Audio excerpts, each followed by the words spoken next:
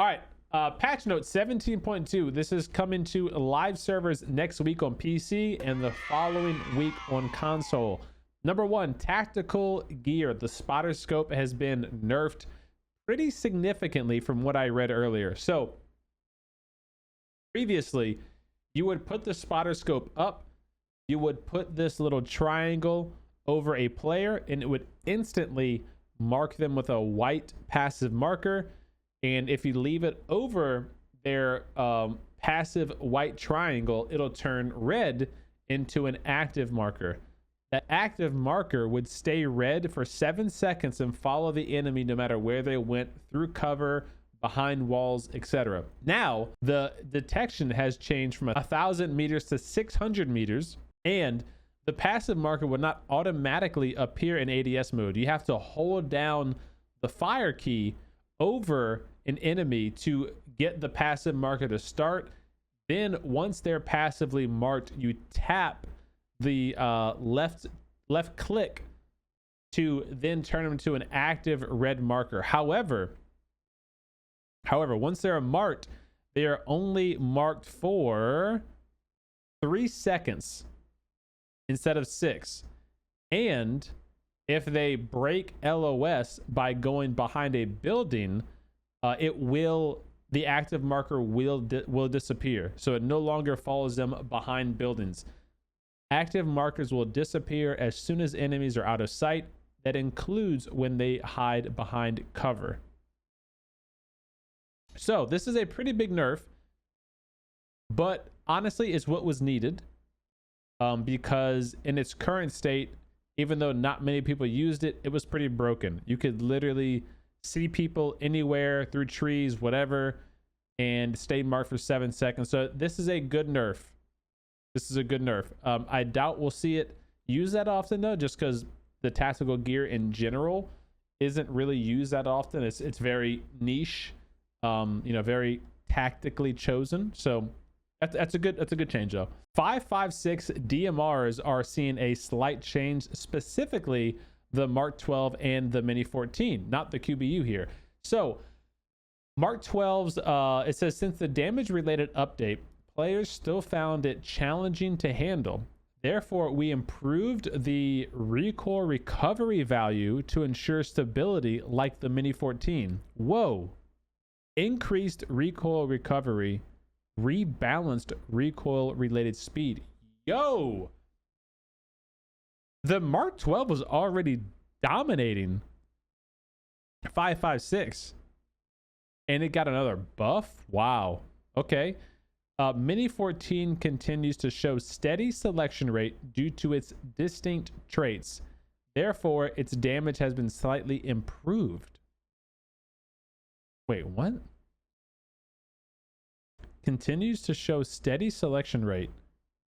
Therefore, they buffed it. So that reads weird. So what they're saying here is that it keeps getting picked up, so they're going to buff it. Interesting. Okay. Not that I don't think it didn't need a buff, I guess, because the Mini 14 is pretty weak, but 1 damage increase, I don't know if that's really going to put it on pace with the Mark 12 personally, but I guess we'll have to do some testing there. Okay. Oh, the mortar is getting a change. Okay. We've constantly listened to your feedback since the mortar was introduced as a Tego only weapon. Unfortunately, contrary to our expectations, the mortar definitely wasn't one of the most favored weapons. Contrary to our expectations. It didn't take us long to figure out the reason. When deploying it on surface, it had many limitations. Aiming was complicated, ammo was hard to find. It occupies a main weapon slot. However, we are still seeing a lot of feedback about how attractive a weapon the mortar is. In this iteration of the mortar, we applied the following changes to unlock its hidden potential. They got a good PR team. They got a good PR team to write this paragraph in a way that makes it seem like, but look what we did. Interesting. Okay, let's take a look. Mortars can now be deployed on any terrain except when the deploy angle is not secured or on water. It's available in all maps but not Haven. Interesting. All mass, not Haven. Now the mortar takes up an inventory. Oh, it no longer takes up a weapon slot. It's like the bicycle takes up an inventory slot. It can be picked up and stored in the inventory after use. Wow. Okay. Okay, it's permanent. Okay, that's fine. Ammo weight is lowered to 20 instead of 30. To give context, a first aid weighs 10. A first aid weighs 10. So this is the weight of 2 first aids. Or the ammo is. The item is the weight of 5 first aids. Which I think is the same as a bicycle. I think a bicycle is 50 as well. Ammo spawns in a stack of 3 to 5 instead of 1 to 3. In console, there are some button changes. Cannot equip to primary weapon slot by looting it from the ground or trunk of a vehicle. Okay. So interesting. This is going to be on all maps. It's going to be in your backpack, and you can put it on pretty much any surface now. Map service. Here we go. So Vikendi is back already. They didn't make any changes to Vikendi though, right? I thought they took out Vikendi to do its Winter Wonderland renewal process. I don't think they made any changes to Vikendi. So Haven's out.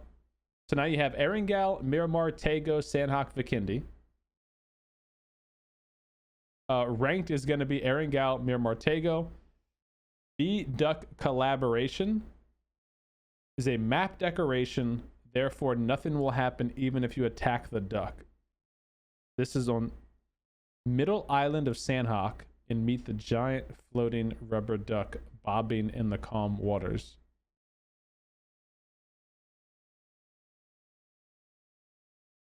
Okay. I have no idea what B-Duck is. Weather.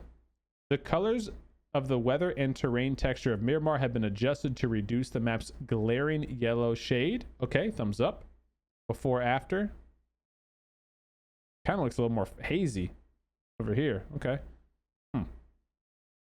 Doesn't it look a little more hazy over here? I mean, I see the color difference, but man, it looks a little hazy. Adjusted the color of certain weathers for Paramo, Haven, Karakin as well to represent a more realistic atmosphere. Okay. The 1v1 arena that we just experienced. I wonder if it says anything about how to exit. It's best 2 out of 3. Oh, HP is 200. You have 200 HP. You get level 3 gear, 2 primary weapons and a secondary. So, okay, so it's either the weapons that you have in your hand before you start the 1v1, or it will automatically give you M4 and SKS, a pan, a grenade, and then the P18. No tac gear, ammo, or heal items are taken into there. Okay. Oh, spectators may leave the arena anytime by pressing B on PC or D-pad left on console. Untouchable. That's critical, need to know information. That should be on the screen somewhere. But okay. So there is a way to get out of it. They made some changes to the aim sound lab by giving you extra points for different targets you hit. I'm not going to cover all that stuff. This is pretty good here. So look, we can test this out on community night on Friday. Custom matches can now be created via training mode. So we can make a custom training mode match on Friday, and then we can 1v1 each other as like a little competition. That's pretty cool. I do like that. Tutorial missions were changed to... Okay, I'm not going... They changed the original tutorial missions on equipping a skin and inviting a friend. Instead of having to do 3, you do 1. Instead of equipping the whole set, you equip 1. Okay, nothing there. Survivor Pass, we went over that already. Oh, I didn't test this. The Throwable Timers. So frags and stun grenades now have a UI and on-screen timer before they detonate to let you know when you have to throw it away to better time your grenade throws. Frag grenades are 5 seconds. Stun grenades are 2.5 seconds. Not available in ranked and esports. Throwable timers, huh? I'll go ahead and say it. I'll address the elephant in the room. I don't see a problem with this. So this is obviously catering to new players, but this doesn't really, like, it's still gonna take some skill to properly throw a grenade, because I don't think many people were cooking the grenade and blowing themselves up with it. I don't think that was ever a problem. The problem is cooking the grenade and then throwing it the proper distance to hit your target. And that has more to do with this trajectory line than it does the grenade timer line. So it'll be interesting to see how this plays out. There was a lot of backlash from a lot of the veteran players, and I gotta say, I don't really agree with the backlash. I think this is fine. Maybe have it as a toggleable option on and off if you don't want it, but I don't see a problem with it. Loot recommendations. Interesting. Okay, so if you have level 1 gear, if there's level 2 or level 3 gear in the ground, it's going to be highlighted with a little arrow on top of it, reminding you as a new player, hey, this is better than what you currently have equipped. That's a good feature. Items dropped by other players will also be highlighted. Dead body crates will not be highlighted within 30 meters. Interesting. I wonder, oh, you can turn this off, turn it on or off. It's on as default. I wonder if you have a damaged level 2 helmet, if the game will recognize that you have a damaged level 2 helmet and you need a fresh level 2 helmet, if it will mark a fresh level 2 helmet for you. That's interesting. Okay. Item use in driver's seat. All right, this potentially is very, very bad. You can now heal while driving. Previously, you had to seat swap to pop a boost or a bandage, or have one of your teammates drive while you healed and then swap with them. Now, you can use a bandage, energy drink, painkiller, and an adrenaline syringe, all from the front seat while driving. However, it does say something about, oh, here we go. Anything apart from driving straight, auto driving, turning vehicle off, or driving backwards will cancel the driver's item use. Oh, wait, hold on. This is kind of worded weird. Anything apart from driving straight, auto driving, turning vehicle off, or driving backwards will cancel the driver's item use. Okay, that kind of read like anything apart from driving straight, such as using auto drive, turning the vehicle off, or driving backwards will cancel the driver's item use. I think what they mean is as long as you only drive straight, use auto drive, turn the vehicle off, or drive backwards, you can heal. I thought this might have meant if you turn the engine off, you can't heal, but I don't think that's the case. Interesting. Okay.